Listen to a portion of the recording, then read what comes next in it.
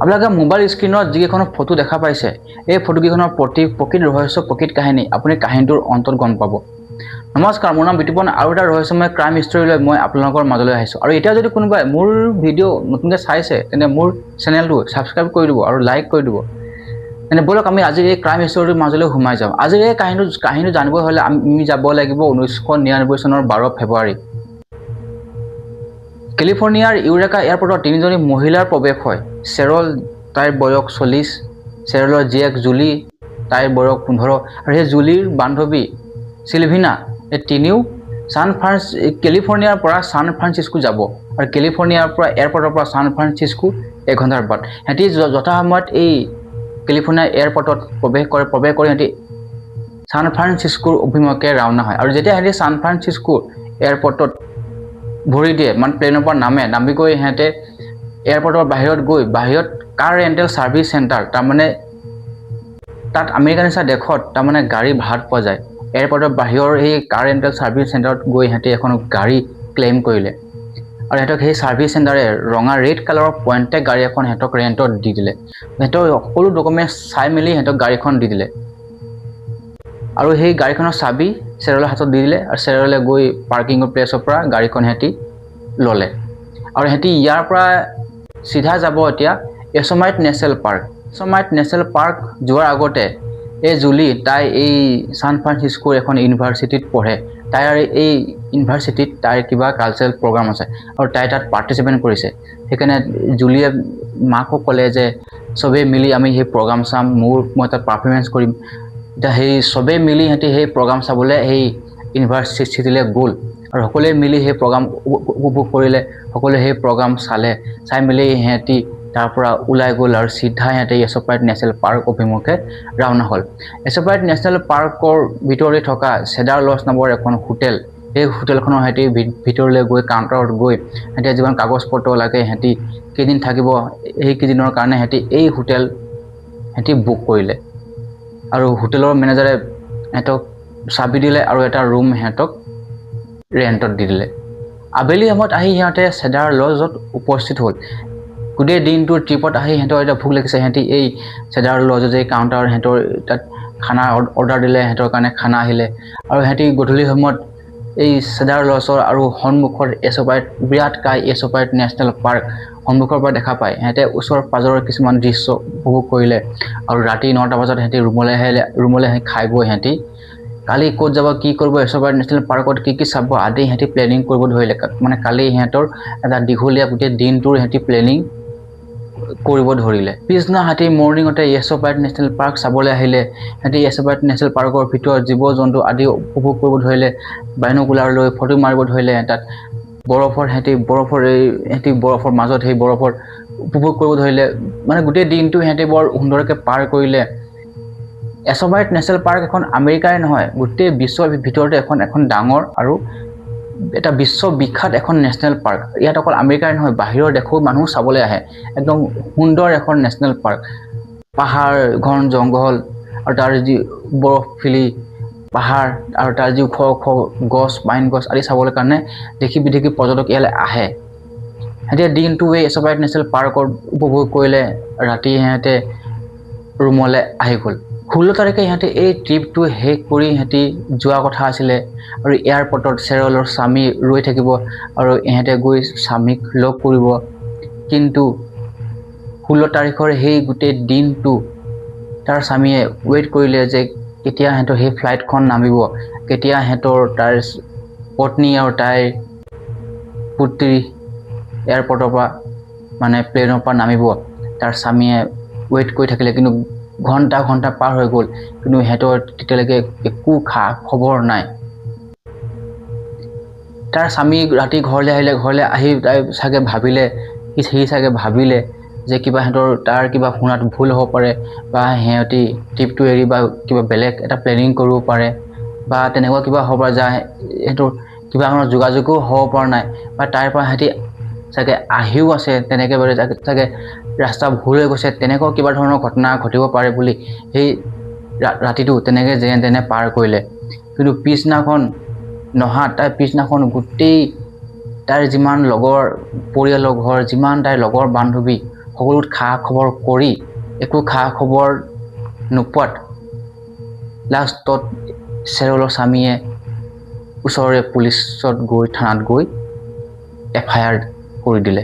ওচৰৰ থানাই FIR ল'লে, চালে চেৰল, জুলি আৰু চেলভিনা নামৰ 3জন মহিলা এছপাইট নেশ্যনেল পাৰ্কৰ পৰা নাইকিয়া হৈ গৈছে। এতিয়া সেই পুলিচে ডাইৰেক্ট চেডাৰ লজত গৈ চেডাৰ লজৰ বিষয়াক, হোটেলৰ কৰ্মচাৰীক সোধ-পোছ কৰিলে। এতিয়া হোটেলৰ কৰ্মচাৰীয়ে ক'লে যে 16 তাৰিখে ইহঁতে ইয়াৰ পৰা চেক আউট কৰাৰ কথা আছিলে, তাৰমানে 16 তাৰিখে ইহঁতি ইয়াৰ পৰা যোৱা কথা আছিলে। কিন্তু 16 তাৰিখৰ আগতে হয়তো 15 তাৰিখৰ নিশাই সিহঁতে ইয়াৰ পৰা গুচি গৈছে বুলি এই চেডাৰ লজ হোটেল কৰ্তৃপক্ষই পুলিচক ভাষ্য দিলে। এতিয়া পুলিচ বিমত পৰিলে। পুলিচ গৈ সেই কাৰ ৰেণ্টেল ছাৰ্ভিচ চেণ্টাৰ তাতো গৈ তাৰ কৰ্মচাৰীকো সোধ-পোছ কৰিলে। সেই কৰ্মচাৰীও আচৰিত যে সেইটো ভাবি যে আমাৰ গাড়ী কি হ'ব, আমাৰ গাড়ীখনটো লৈ গৈছে, গাড়ীখন 16 তাৰিখে 15 তাৰিখে দিয়া কথা আছিলে, কিন্তু এতিয়া আমাৰ গাড়ীখন নাই, গাড়ীখন হেৰালে আমাৰ কি হ'ব, আমাৰতো লছ হ'ব। এতিয়া পুলিচে এটা ভয়ংকৰ চাৰ্চ অভিযান আৰম্ভ কৰি দিলে। এছপাইট নেশ্যনেল পাৰ্ক, এই চেডাৰ আৰু এই ছান ফ্ৰান্সিস্কোৰ যিবিলাক আশে পাশে আৰু এই চেডাৰ লজৰ আশে পাশে আৰু সেই এছপাইট নেশ্যনেল পাৰ্কৰ ভিতৰতো এটা ভয়ংকৰ চাৰ্চ অভিযান আৰম্ভ কৰি দিলে। কিন্তু এনেকৈ দিন বাগৰি গৈ আছে, কিন্তু সেই 3জনী মহিলাৰ একো খা খবৰ নাই। হঠাৎ এদিন এটা টুইষ্ট আহিলে। সেই এছপাইট নেশ্যনেল পাৰ্কত হাইকিং কৰিব যোৱা এজন লোকে এনেকৈ ৰাস্তাৰ কিনাৰত ঈগল চৰাইৰ মাত শুনা পালে। যেতিয়া সিহঁতি ৰাস্তাৰ কাষতে গৈ সেই ঈগল চৰাই জুমটো দেখিলে আৰু যেতিয়া সি নামি গৈ দেখিলে যে তাত এখন জ্বলা গাড়ী দেখা পালে। সিহঁতে এতিয়া জ্বলি ভস্ম হৈ যোৱা এখন গাড়ী প্ৰত্যক্ষ কৰিলে আৰু সেই লোকজনে গৈ চিধাই ওচৰৰ পুলিচ থানাত কমপ্লেইন কৰি দিলে। এতিয়া সেই পুলিচ আহি এই ঠাইটুকুৰাত উপস্থিত হ'ল। সেই পাহাৰত সেই দাঁতিত সেই যোনটো টুকুৰাত সেই গাড়ীখন জ্বলি ভস্ম হৈ আছে। পুলিচ আহি দেখিলে গাড়ীখন দেখি পুলিচ আচৰিত। এখন জ্বলি ভস্ম আৰু সম্পূৰ্ণ এখন গাড়ীৰ কংকাল। এটি গাড়ীখন চাৰিওফালে চাব ধৰিলে, একো বস্তু দেখা নাই পোৱা। লাষ্টত যেতিয়া পুলিচে গাড়ীৰ ডেকিটো খুলিলে, পুলিচ হতভম্ব হৈ পৰিলে, কাৰণ ডেকিৰ ভিতৰত 2টা ডেড বডি, লাষ্টত পিছফালে এনেকৈ হাত বন্ধা, আৰু সেই ডেড বডিকেইটা জ্বলি তাৰমানে শেষ হৈ গৈছে। তাৰমানে যদি কোনোবাই সিহঁতক মাৰিলে, যে সিহঁতক বান্ধি সিহঁতক এই গাড়ীৰ সৈতে জীৱনতে জ্বলাই দিলে। লাষ্টত গম পোৱা গ'ল এই ডেড বডি 2টা চেৰল আৰু জুলিৰ বান্ধৱী চিলভিনাৰ হয়। তাৰমানে ডেড বডি 2টা চেৰল আৰু চেলভিনাৰ হয়। এতিয়া জুলি ক'ত গ'ল, তাই এতিয়া অন্তৰ্ধান। এতিয়া পুলিচে ভাবিলে যদি এই 2টাক যদি কোনোবাই মাৰ্ডাৰ কৰিলে, তেন্তে জুলিও হয়তো কাৰোবাৰ মাৰ্ডাৰৰ চিকাৰ হৈছে। তাই সম্ভৱ হয়তো পুলিচৰ অনুমানত তাই হয়তো হত্যাৰ বলি হৈছে, যে তাইক বিচাৰে ক'ত, গোটেই এছপাইট নেশ্যনেল পাৰ্ক তন্নকৈ, আনকি ওপৰে হেলিকপ্টাৰ দিও এছপাইট নেশ্যনেল পাৰ্ক ওপৰৰ পৰাও চাব ধৰিলে। এছপাইট নেশ্যনেল পাৰ্ক, ছান ফ্ৰান্সিস্কোৰ চাৰিও গোটেই চেডাৰ লজ, গোটেই এটা গলি, এটা মানে চাবলগীয়া জেগা নাই পুলিচে। কিন্তু এই জুলিৰ কোনো খা খবৰ নাই। এনেকৈ দিন আৰু বাগৰি গৈ থাকিব ধৰিলে। 2টা ডেড বডি পালে, কিন্তু এই জুলিৰ ডেড বডি এতিয়াও পুলিচে বিচাৰি পোৱাই নাই। এতিয়া পুলিচে জুলিক বাদ দিলে, এই 2টা ডেড বডিৰ ইনভেষ্টিগেশ্যন কৰিব ধৰিলে। তেনেতে থানাত এখন অচিনাকি ব্যক্তিৰ পৰা সেই থানাত এখন লেটাৰ আহিলে। লেটাৰখনত কিছুমান এটা নক্সা দিয়া আছে, এটা হ্ৰদৰ নক্সা দিয়া আছে, তাত কিবা কিবি লিখা আছে। লেটাৰখন চাই আৰু সেই হ্ৰদৰ ফটোটো চায়ে পুলিচে অনুমান কৰিলে এটা পুলিচৰ টিম সেই ঠাইটুকুৰাত গৈ উপস্থিত হ'ল, যি টুকুৰা ঠাইত সেই হ্ৰদটো আছে। পুলিচে হ্ৰদটোৰ তলত চাই দেখে যে শিলৰ ফাঁকত এটা ডেড বডি পৰি আছে। পুলিচ আৰু তললৈ নামি গৈ দেখিলে শিলৰ ফাঁকত এটা অৰ্ধ গলিত মানে গলু গলু অৱস্থা এটা ডেড বডি পৰি আছে, যাৰ ডিঙিটো একদম তাৰমানে দাঙিলেই তাৰমানে ডিঙিটো মানে ছিগি যাব অৱস্থাত আছে। পুলিচে এই ডেড বডিটো পুলিচৰ কব্জালৈ আনিলে। এতিয়া এই ডেড বডি এই মাৰ্ডাৰ হোৱাৰ পিছত এতিয়া গোটেই এছ'পাইট নেশ্যনেল পাৰ্ক আৰু এই ছান ফ্ৰান্সিস্কোৰ মাজত হোৱা দোৱা লাগিলে। কাৰণ নেশ্যনেল পাৰ্ক মানে টুৰিষ্ট আহিব, এতিয়া টুৰিষ্ট অহা কমি যাব, এটা মানে ভয় পৰিৱেশ সৃষ্টি হ'ল এই নেশ্যনেল পাৰ্কত। তাৰমানে এই নেশ্যনেল পাৰ্কত এক হত্যাকাৰী বীৰ দৰ্পে ঘূৰি ফুৰিছে। নেক্সট ভিক্টিম কোন হ'ব পাৰে তাৰ কোনো, এতিয়া মানুহ ভয় কৰিব ধৰিলে। এতিয়া পুলিচে লাগি গ'ল ক্ৰিমিনেলক ধৰিবৰ কাৰণে, হত্যাকাৰীক বিচাৰত লাগি গ'ল। পুলিচ যিমান ওচৰ পাজৰ দাঁতি কাষৰীয়া যিমান নিমকি গুণ্ডা আছে, যিমান সৰু সুৰা চোৰ ডকাইত যিমান আছে, চোৰ আছে ডকাইত আছে, সৰু সুৰা যিমানবিলাক গুণ্ডা আছে, যিমান ড্ৰাগছ বেপাৰী আছে, যিমান যি আছে তাৰমানে সকলোকে আনি থানাত লকাপত ভৰাই দিলে আৰু এটাক সোধ-পোছ কৰিলে। তাৰ মাজৰ দুজন মাইকেল ব্ৰাদাৰ্ছ নামৰ দুই ককাই ভাই পুলিচৰ মেইন ছাছপেক্ট হৈ পৰিলে আৰু সিহঁতে পুলিচৰ আগত বলকিও দিলে, হয় এই মাৰ্ডাৰ আমিয়ে কৰিছোঁ, এই 3টা মাৰ্ডাৰ আমিয়ে কৰিছোঁ। এতিয়া পুলিচে এটা প্ৰেছ কনফাৰেন্স ৰাখিলে যে আমি আপোনালোকে আৰু একো ভয় কৰাৰ কোনো দৰকাৰ নাই, হত্যাকাৰীক ইতিমধ্যে আমি নিজৰ কব্জালৈ আনিলোঁ, হত্যাকাৰীক আমি লকাপত ভৰাই দিলোঁ, এতিয়া আপোনালোকে ভয় কৰাৰ কোনো দৰকাৰ নাই। এছ'পাইট নেশ্যনেল পাৰ্ক এতিয়া আপোনালোকে এটা নিশ্চিত এটা নিৰ্ভয়ে চাব পাৰে, ঘূৰিব পাৰে। এই আশ্বাসন দিলে পুলিচে। লাহে লাহে তেনেকৈ দি আৰু ইহঁতক পুলিচে ধৰাৰ মেইন কাৰণটো কি জানে? সেই গাড়ীত যেতিয়া সেই ডেড বডিকেইটা পোৱা গ'ল, জ্বলি ভস্মী হৈ যোৱা ডেড বডিকেইটা যেতিয়া পোৱা গ'ল, তাত কিছুমান কম্বলৰ টুকুৰা পোৱা গ'ল আৰু একেই ছেম কম্বল এই মাইকেল ব্ৰাদাৰ্ছৰ ঘৰতো উদ্ধাৰ হ'ল।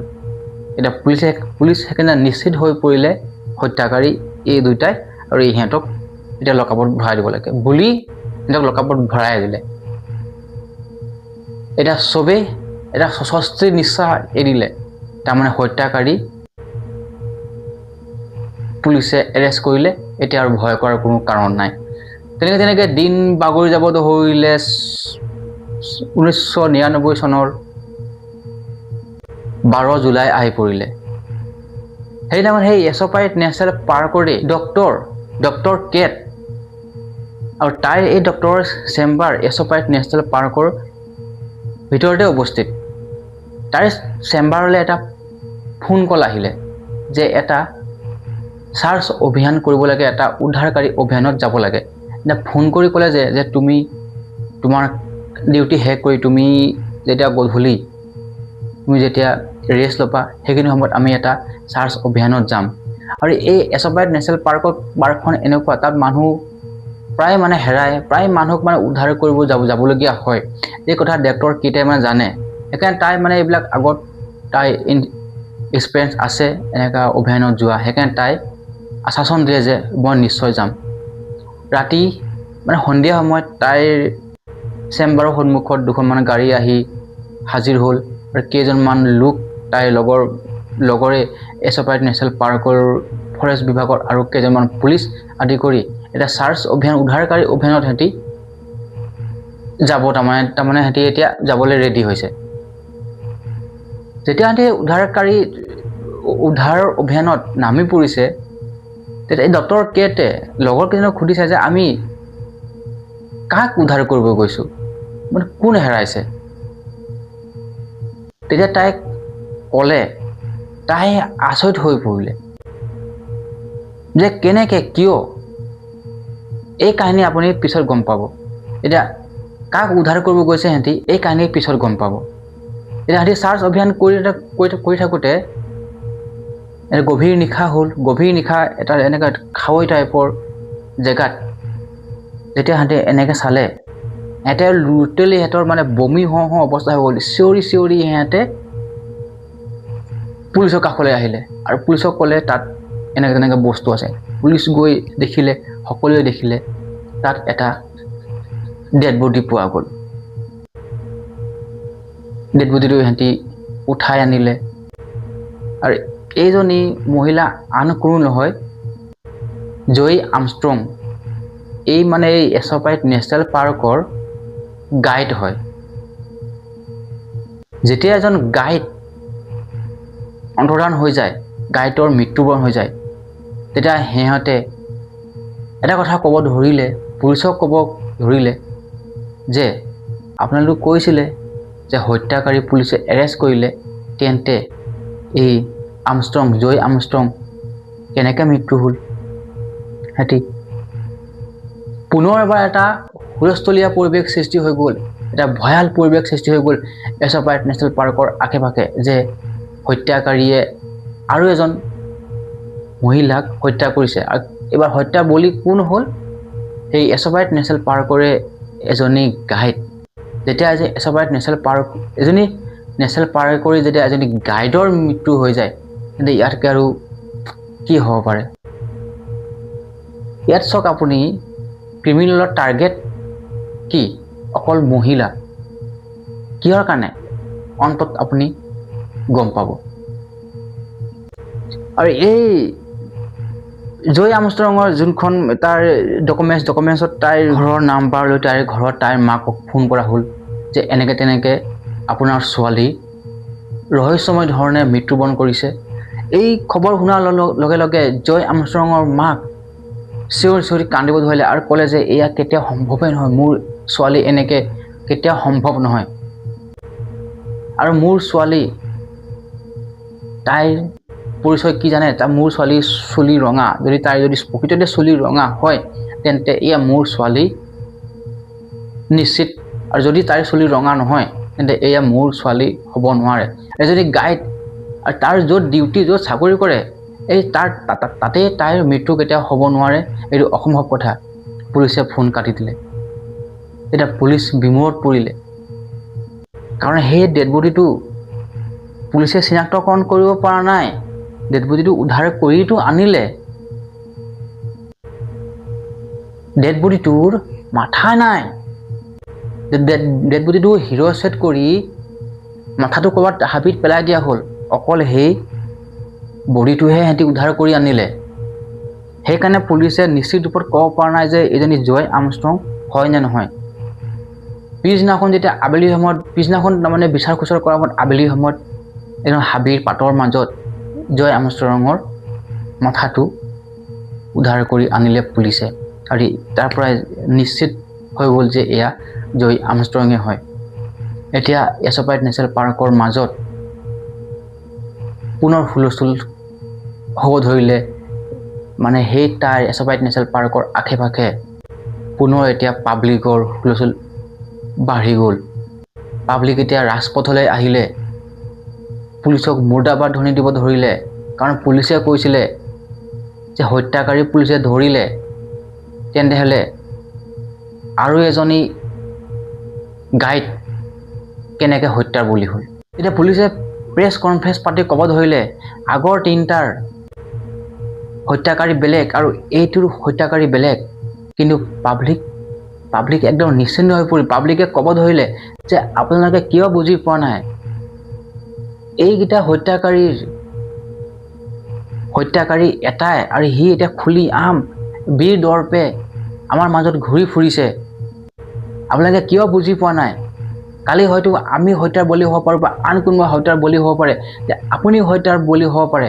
যে আপোনালোকে এইটো এটা গভীৰভাৱে কিয় লোৱা নাই?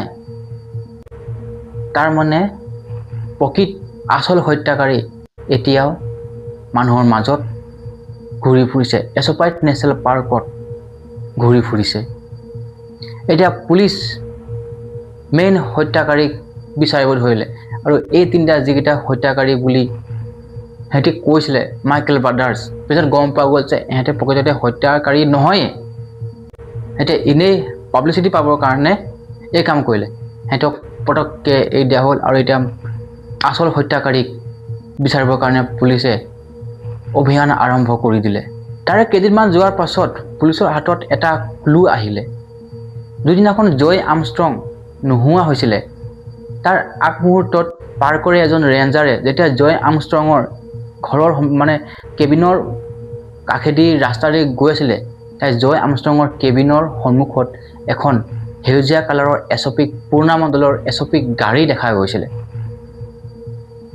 জয় আৰ্মষ্ট্ৰঙৰ ট্ৰাকখনৰ লগতে আৰু এখন ৰহস্যময় এছপিক গাড়ী সেই ৰেঞ্জাৰজনে দেখিছিলে। এই কথা পুলিচৰ আগত ভাষ্য দিলে। তুৰন্তে পুলিচ জয় আৰ্মষ্ট্ৰঙৰ কেবিনৰ সন্মুখত উপস্থিত হ'ল। ঘৰ সম্পূৰ্ণ পৰীক্ষা কৰা হ'ল। ট্ৰাকৰ চিনৰ উপৰি তাত আৰু এখন বেলেগ গাড়ীৰো চিন পোৱা গ'ল। পুলিচে সকলো ক্ৰাইম স্কিন ফটো মাৰিলে আৰু এই এতিয়া এছপিক গাড়ীখন কাৰ, কোন হয় আৰু এইটো অঞ্চলত এছপিক পুৰণা কালৰ এছপিক গ্ৰীণ কালাৰৰ কেইখন আছে, পুলিচে অভিযানত নামি পৰিলে। পুলিচে এটা সময়ত গম পালে যে সেইটো অঞ্চলত মাত্ৰ সেউজীয়া কালাৰৰ এছপিক গাড়ী মাত্ৰ 2খন আছে। প্ৰথমখনৰ এছপিক গাড়ীৰ মালিকৰ ঘৰ যেতিয়া পুলিচ গৈ উপস্থিত হ'ল, পুলিচ নিশ্চিত হৈ গ'ল যে এয়া হত্যাকাৰী কেতিয়াও হ'ব নোৱাৰে, এজন একেবাৰে বৃদ্ধ ব্যক্তি। আৰু দ্বিতীয়খন এছপিক গাড়ী বিচাৰিবৰ কাৰণে এতিয়া পুলিচে এটা ভয়ংকৰ অভিযান আৰম্ভ কৰি দিলে। কাৰণ কিহৰ কাৰণে? হয়তো এই এছপিক গাড়ীখন লৈয়ে কিলাৰে হয়তো আহিছিল আৰু হয়তো জয় আৰ্মষ্ট্ৰং হত্যা কৰিছিল এই এছপিক গাড়ীখন আহিয়ে কিলাৰে। এতিয়া সেই গ্ৰীণ কালাৰৰ সেউজীয়া কালাৰৰ এছপিক গাড়ীখন এতিয়া পুলিচক লাগে। তেন্তে পুলিচে সেই নেশ্যনেল পাৰ কৰি মাজেদি গৈ থাকোঁতে নেশ্যনেল পাৰ কৰি পিকনিক স্পট আছে এখন, আমাৰ পিকনিক খোৱা ঠাই আছে, তাত দেখিলে এনেকুৱা খাৱৈ টাইপৰ ঠাইত দেখিলে সেই একেই গ্ৰীণ কালাৰৰ এছপিক গাড়ীখন দেখা গ'ল। যেতিয়া সেই গাড়ীখনৰ ওচৰলৈ গ'ল যে ইয়াৰ মালিক কোননো প্ৰকৃততে চাওঁচোন বুলি কৈ লৈ গ'ল। যেতিয়া গাড়ীখনৰ পিছফালে দেখিলে এজন লোক এনেকৈ শুই পুৰা চিগাৰেট টানি আছে। তেতিয়া পুলিচে ক'লে, আহা ভাইটি কাষলৈ আহা। তেতিয়া সেই লোকজনে চিগাৰেটটো পেলাই পুলিচৰ ওচৰলৈ আহিলে। তেতিয়া পুলিচে ক'লে যে এই গাড়ীখন তোমাৰেই? সি ক'লে হয় মোৰেই। গাড়ীখন কালি ক'ত আছিল? তেতিয়া ক'লে গাড়ীখন একদিন মই মোৰ ঘৰতে আছোঁ, তোমালোক একচুৱেলি যি কামত আহিছে সেয়া মই গম পাইছোঁ, আৰু একদিন মই ঘৰতে আছোঁ, মোৰ গাড়ীখনো ঘৰতে আছে, মই কলৈকো যোৱা নাই, লাগিলে আপোনালোকে ঘৰত থৈ দিব পাৰে। তেন্তে পুলিচৰ হাতত একো প্ৰমাণ নাই, সেইকাৰণে পুলিচ উভতি আহিলে হয়, কিন্তু গাড়ীখনৰ ফটো মাৰি আনিলে ভালকৈ, টায়াৰ চায়াৰ সকলো ফটো মাৰি আনি পেলাই থানাত গৈ যেতিয়া জয় আৰ্মষ্ট্ৰঙৰ কেবিনত মাৰা যিবিলাক ফটো আৰু এই এতিয়া মাৰি অনা ফটো সকলো ফটো পুলিচে এনেকৈ চাব ধৰিলে। তাতে টুইষ্ট ওলাই গ'ল, পুলিচৰ হাতত লাগি গ'ল। কেনেকৈ? ইয়াৰে গাড়ীখন সেইদিনাখন জয় আৰ্মষ্ট্ৰঙৰ কেবিনৰ সন্মুখত থকাটো একেবাৰে পুলিচে নিশ্চিত কৰিলে। কেনেকৈ নিশ্চিত কৰিলে? তাৰ গাড়ীৰ টায়াৰ আৰু ইয়াৰ যোনখন ৰহস্যময় গাড়ীৰ টায়াৰৰ পুলিচে ফটো মাৰি আনিলে, গাড়ীৰ চকাৰ চিন ফটো মাৰি আনিলে, ইয়াৰ গাড়ীৰ টায়াৰ আৰু সেই চকাৰ চিন মেচ হৈ গৈছে, একজেক্ট মিলি গৈছে। এতিয়া পুলিচে আৰু বেছি দেৰি নকৰিলে, তুৰন্তে একেবাৰে তড়িৎ গতিত পুলিচে তাক নিজৰ কব্জালৈ আনিলে আৰু 2 ডাণ্ডা দি তাক লকআপত ভৰাই দিলে।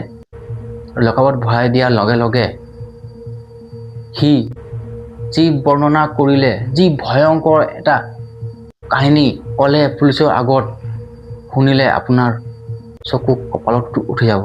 এই পুলিচৰ আগত নাম কয় কেৰী ষ্টেলাৰ। হয়, এই কেৰী ষ্টেলাৰে এই আটাইকেইজনী মহিলাৰ হত্যাকাৰী ৰূপে ওলাই পৰে।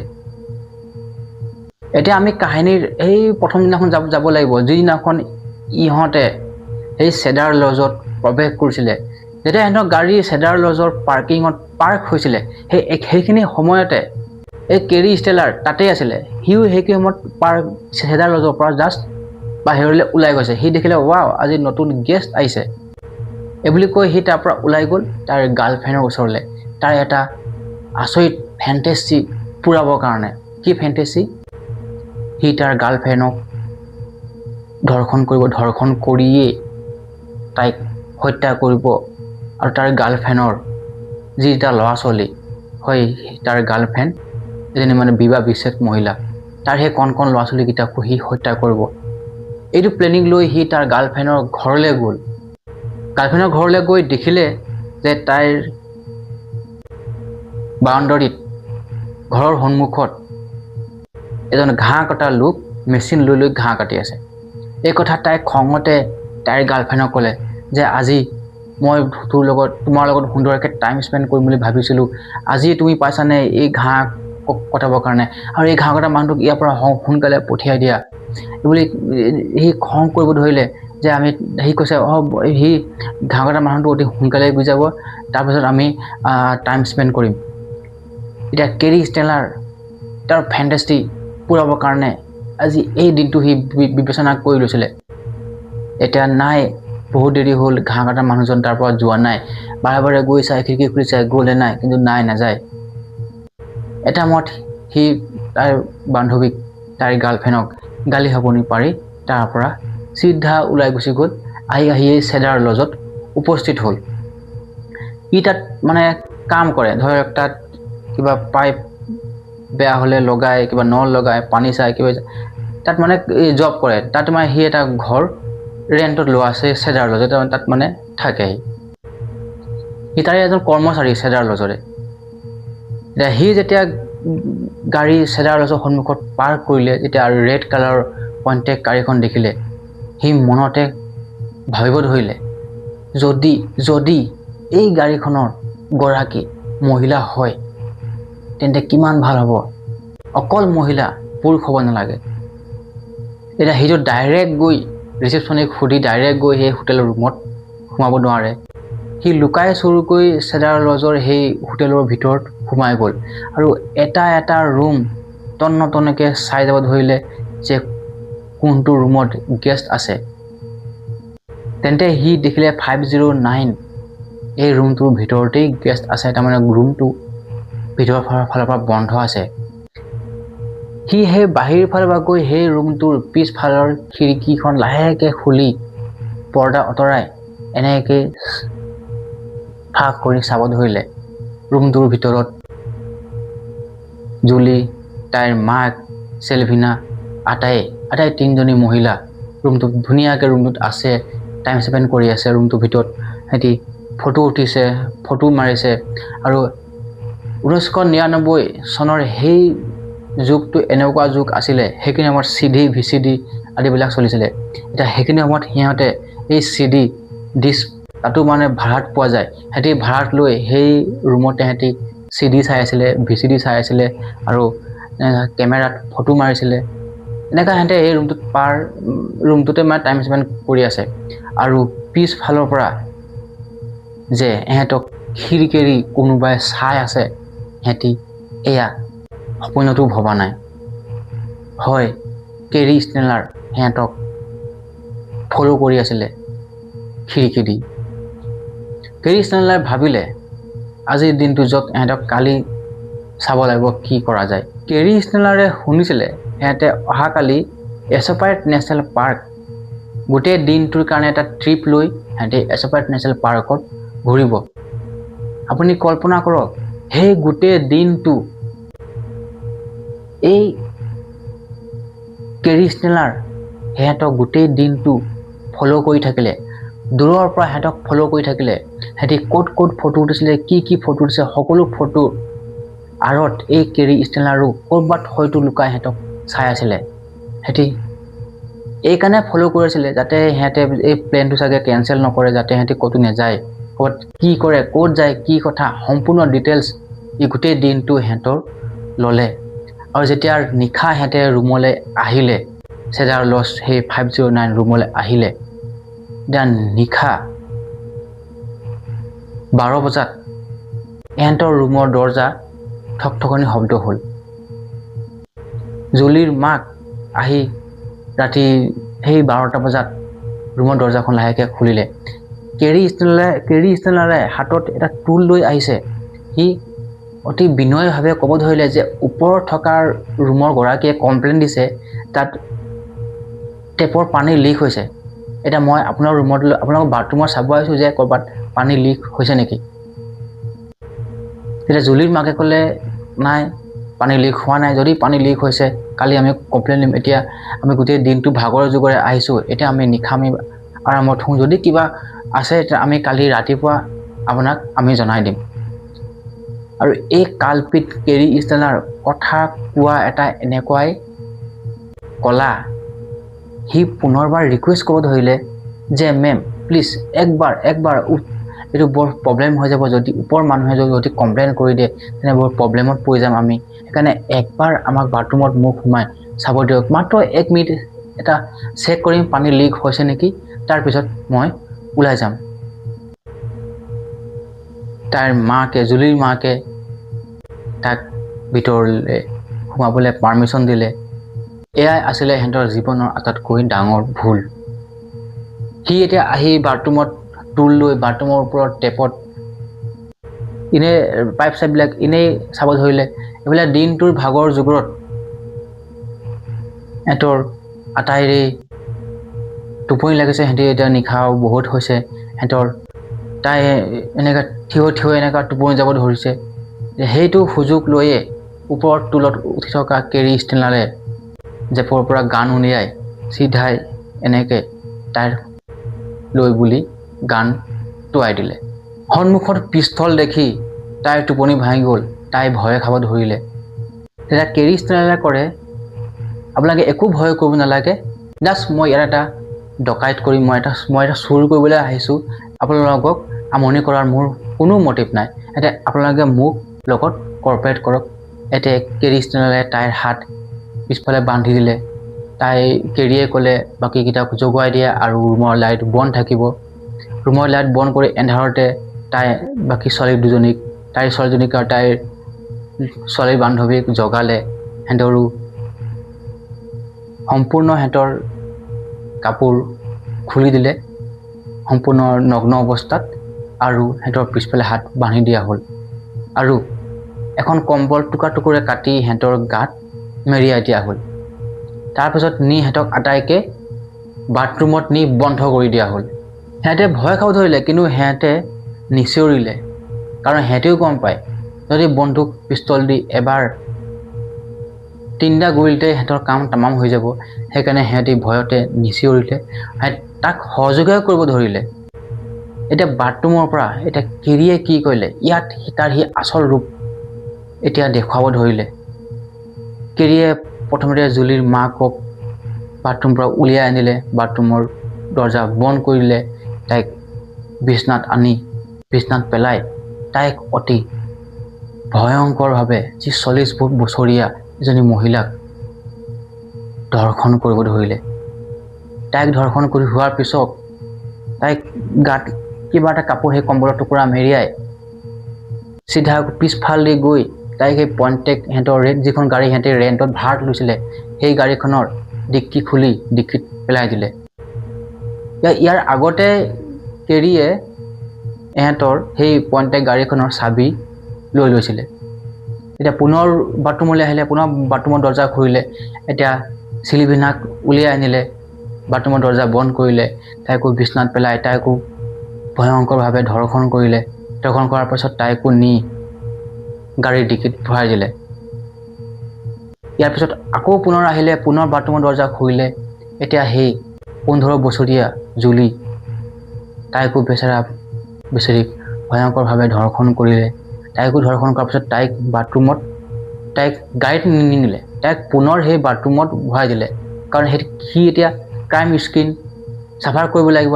সিহঁতৰ যিমান কাপোৰ কানি আছে সকলো কাপোৰ কানি পেকিং কৰি একো প্ৰমাণ নথৈ চব আনি গাড়ীত থৈ দিলে। আৰু লাষ্টত এই জুলিকো আনি তাইক ডিক্কিত নথলে, তাইক আনিলে সিহঁতৰ গাড়ীৰ আগ চিটত বহালে তাইক। আৰু সেই নিশাই এই কালপিত কেৰী ষ্টেনাৰে সিহঁতক এছ'পাইট নেশ্যনেল পাৰ্কৰ সেই গভীৰ অৰণ্যৰ এই নিশা গভীৰ অৰণ্যলৈ লৈ গ'ল। যে লৈ গৈ ই যি ভয়ংকৰ কাণ্ড কৰিলে আপোনাৰ শুনিলে আপোনাৰ গাৰ নোম আপোনাৰ কলিজা কঁপি উঠিব।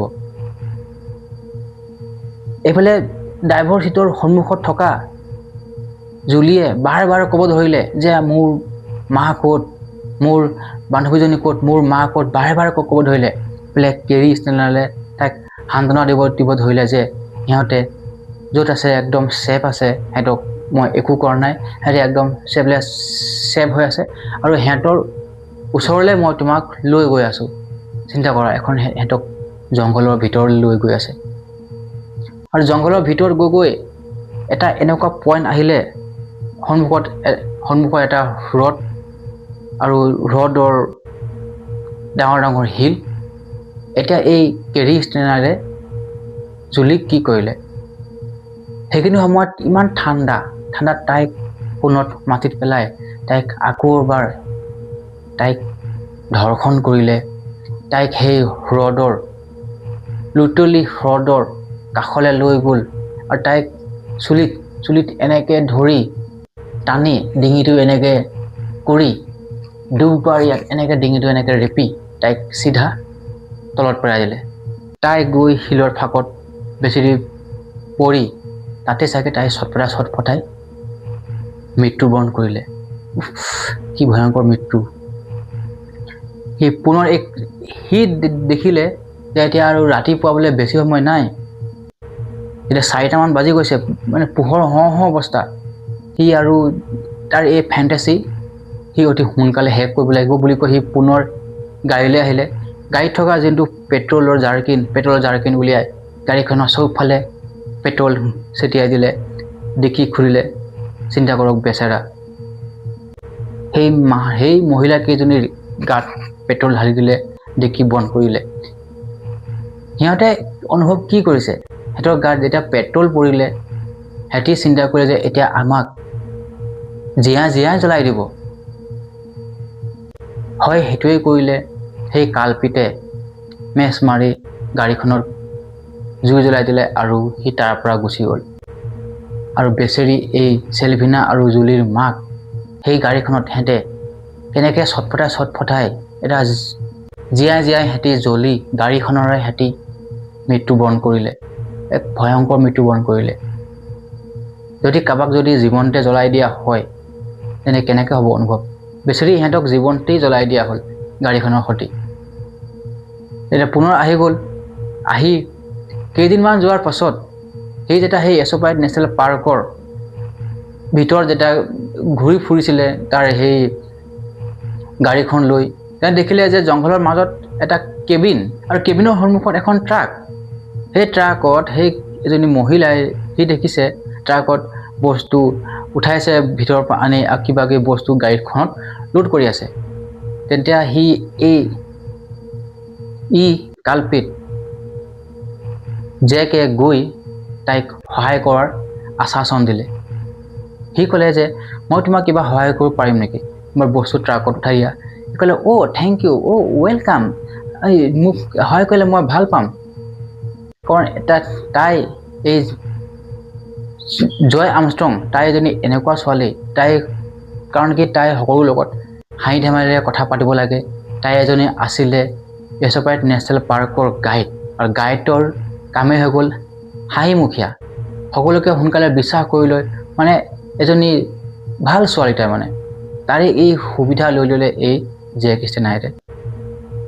সি যেতিয়া ঘৰৰ ভিতৰৰ পৰা এনেকুৱা বস্তু আনি আছিলে, বস্তু আনি গাড়ীত পেলালে, গাড়ীত পেলাই তাৰ জেপৰ পৰা চিধা পিষ্টল তাইৰ সন্মুখত এনেকৈ টুৱাই দিলে আৰু ক'লে চুপ থাক, নিচিঞৰিবি, চিঞৰিলে ডাইৰেক্ট গুলিয়াই দিম। তাই ভয়ত পেপৰ লাগিলে। তাইকো ভিতৰত নি পেলাই তাইৰ বেচেৰি হাত বান্ধি দিলে।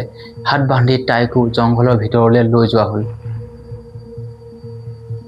জেক ষ্টেনাৰে জংঘলৰ ভিতৰত গাড়ীটো চলাই গৈ আছে, ৰাস্তাত গাড়ী নিয়া নাই, সেই গাড়ী নিছে হাবিৰ মাজে। তেন্তে এই জয়া আৰ্মষ্ট্ৰঙে দেখিলে যে গাড়ীৰ দৰ্জাখনটো বন্ধ হৈ আছে, কিন্তু গাড়ীৰ চিচা খোলা আছে। তাই এনেকৈ মাথাটো এনেকৈ উলিয়াই উলিয়াই যেতিয়া গাড়ীখন গৈ থাকোঁতে হঠাৎ এজোপা গছ তাইৰ এনেকুৱাত লাগি তাইৰ গাড়ীখনৰ পৰা ওলাই গ'ল, মাটিত পৰি গ'ল। আৰু লুটলি ভাবক, এজনী ছোৱালী এনেকৈ হাত বন্ধা, তাই আৰু কিমান দৌৰিব। তাইৰ কেবিনৰ সন্মুখত, কেবিনৰ দিশে দৌৰি যাব ধৰিলে। কিন্তু এই জেক ষ্টেনাৰ তাইক খেদি গৈ ধৰিলে, চাকু উলিয়াই তাক মাটিত এনেকৈ বগাই ল'লে, বগাই তাইৰ পিঠিৰ ওপৰত সি উঠি ল'লে। এতিয়া জয় আৰ্মষ্ট্ৰঙে ভাবিলে এতিয়া মোৰ কাম শেষ, মোক এতিয়া হত্যা কৰিব। তাই এতিয়া কি কৰিলে, তাইৰ ডিঙিটো এনেকৈ লুকাব ধৰিলে। এতিয়া জেক ষ্টেনাৰে ক'লে যে ডিঙিটো খোল, নহ'লে মই তোৰ য'তে তোক মই মাৰিম চাকু লৈ পেলাই। এতিয়া জেক ষ্টেনাৰে যিমান চেষ্টা কৰি তাৰ ডিঙিটো খুলিব পৰা নাই, কাৰণ তাইৰ ডিঙিটো এনেকুৱা কৰি থৈছে। সি এতিয়া কি কৰিলে, তাৰ ভৰিৰ আঁঠু এটা তাইৰ বুকু দিলে আৰু এটা আঁঠু তাইৰ ইয়াত দিলে। তাৰপিছত তাই এইটো পজিশ্যনত হ'ল, এটা আঁঠু ইয়াত পৰিলে আৰু এটা আঁঠু ইয়াত দি এনেকৈ হেঁচা মাৰি তাই ডিঙিত এনেকৈ ৰেপিব ধৰিলে। আৰু লিটাৰেলি তাইৰ ডিঙি ৰেপি তাইক মুণ্ডহীন কৰিলে, তাইক শিৰচ্ছেদ কৰি দিলে। শিৰচ্ছেদ কৰি তাইৰ মাথাটো বেলেগ জেগাত পেলাই দিলে হাবিত, আৰু তাইৰ বডিটো নি পেলাই খাৱৈত পেলাই দিলে। আৰু এনেকৈ সেই পুলিচে সেই নিশা সেই ডক্টৰ কেট হেনৰি পুলিচ আহি এই বডিটো উদ্ধাৰ কৰিছিলে। এতিয়া মই আপোনাক যিকেইখন ফটো দেখুৱাম, এইখন ফটো চাই আপোনালোকে এটা ইয়াৰ আঁৰৰ কাহিনী, এতিয়া এই জেক ষ্টেনাৰে পুলিচক কৈছিলে যে আগে আপোনালোকে এইখন ফটো চাই লওক।